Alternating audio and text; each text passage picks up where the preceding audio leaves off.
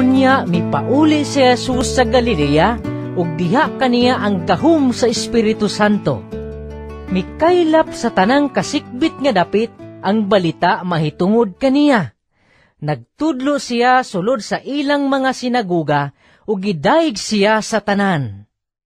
Milakaw si Jesus ug iyang nakita si Levi, usa ka maniningil sa buhis nga naglingkod sa iyang opisina. Miingon si Jesus kaniya, "Sunod ka nako." Og mitindog si Levi, gibiyaan niya ang tanan og misunod kaniya.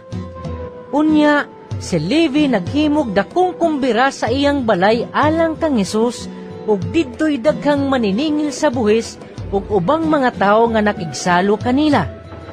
Ang pipila ka mga Pariseo ug mga magtutudlo sa balaod nagbagulbol batok sa mga tinun-an ni Jesus.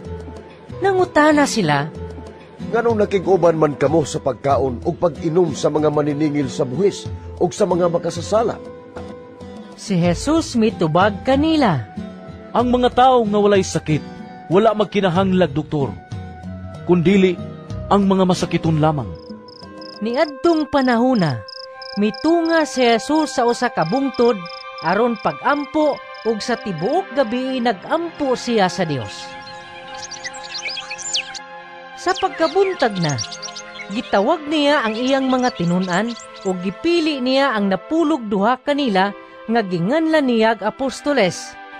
Si Simon nga iyang ginganlag Pedro ug ang iyang igsuon nga si Andres, si Santiago ug si Juan, si Felipe ug si Bartolome, si Mateo ug si Tomas, si Santiago nga anak ni Alfeo ug si Simon ang gitawag nga Patriota, si Judas nga anak ni Santiago ug si Judas Iscariote ang nahimong mabudhion.